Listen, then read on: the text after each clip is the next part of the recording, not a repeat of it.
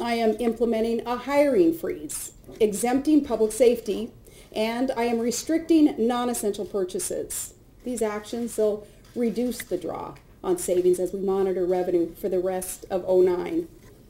For too long, Alaska's economy has struggled with fluctuating revenue due to global commodity prices, and in a volatile economy, numbers are not fixed, but principles are. We've followed the same principles from the start of this administration: fiscal discipline, limited government, and responsible stewardship. At a time when other state legislatures are staring at multi-billion-dollar deficits, and when our federal government proposes a deficit in excess of $1 trillion this year alone, we have all the cautionary examples that we need in the virtues of living within our means. With less revenue, obviously, we have an obligation to spend less money. With our share of federal funds and Congress's stimulus package too, our obligation is equally clear. We must ensure that these public funds only will serve the vital needs, as is the case of our infrastructure for our gas pipeline, which is needed for the nation, and the Kodiak launch facility, adding to national defense.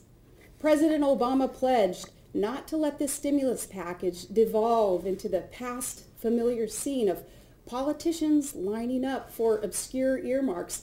And this is reform at work. Thankfully now, here in the state, in the past couple of years, we've allocated billions for roads and ports and schools, other vital public works projects. That money, it hits the streets and grows the economy this year so that the private sector can create and we can keep many thousands of good Alaskan jobs through this. So that was good planning.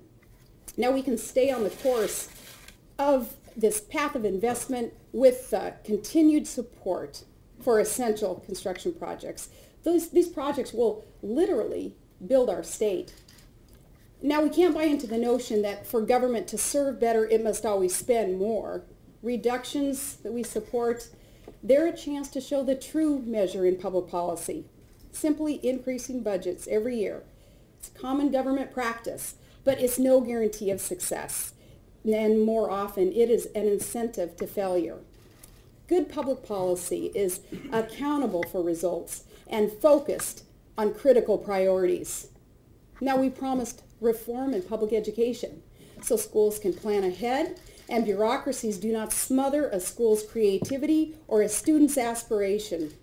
We now take the next step in our 3-year education plan to offer every young Alaskan, rural and urban, the opportunity to learn and work and succeed in this world. We'll fully forward fund all our school districts with more than $1 billion, and that's more than 21% of our general fund expenditures. Education is that high a priority.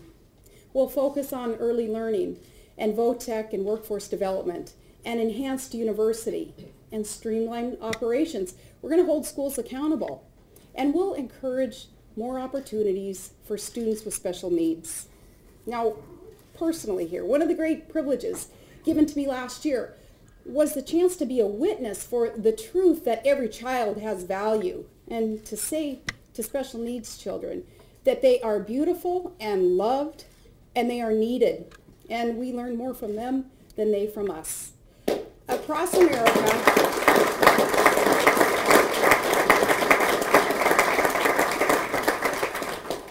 America, a great change is coming in public policy affecting these children, and Alaska can lead the way.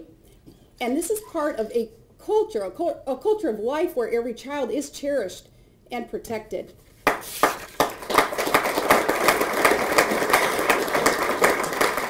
In this chamber also, we share a commitment to serious healthcare reform. And we've learned from experience that all the answers do not come from Washington. When Congress turns to healthcare reform this year, we're going to look to our delegation to make the case for greater competition and more private sector choices and less litigation in the healthcare market. But we're not going to wait.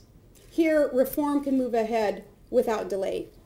I look forward to working with you all on adjustments to kids' health insurance. And we'll fund more early screenings For example, for autism, early detection is going to make all the difference with many of the things that we're dealing with in today's society. We'll focus on preventing disease and promoting healthy living.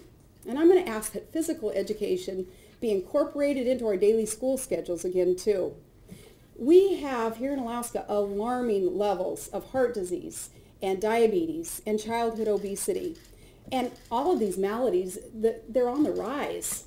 Now, I won't stand here and lecture for very long, but healthcare reform on an individual basis is often just this simple. We could save a lot of money and a lot of grief by making smarter choices. It starts by ending destructive habits and beginning healthy habits in eating and exercise. In my case, it's kind of hard to slack off when you have the ever-present example of an iron dogger nearby, but many of us could use more time in our great outdoors. And when you live in the great land, really there is no excuse. Protecting good health, it's largely a matter of responsible personal responsibility, but government policy, of course, can help. Our new Alaska Healthcare Commission will recommend changes that affect the well-being of Alaskans far into the future. So a healthier Alaska via personal responsibility and subsisting more on our pure and plentiful Alaskan food sources. It's why we protect our waters and our soils from pollutants, and it's a reason that we manage our wildlife for abundance. To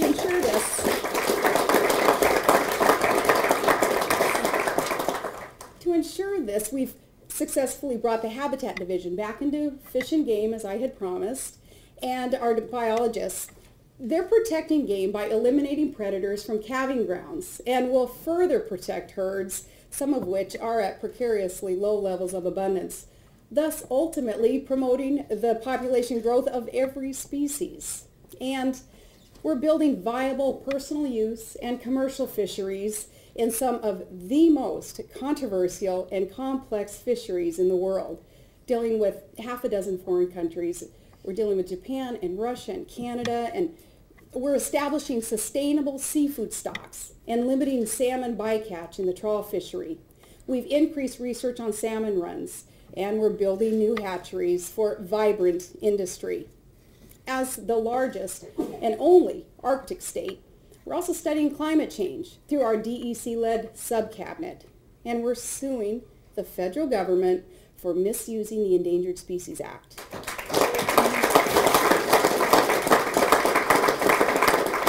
See, there is an attempt there to use the ESA to impose environmental policies that should be debated and approved legislatively, not by court order or bureaucratic decree.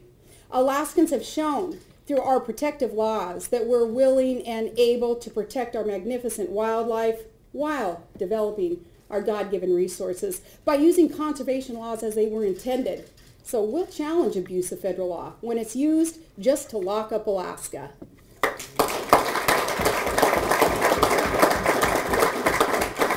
Vital projects now underway. They show how much science and technology have improved in a generation, greatly reducing risk to environment.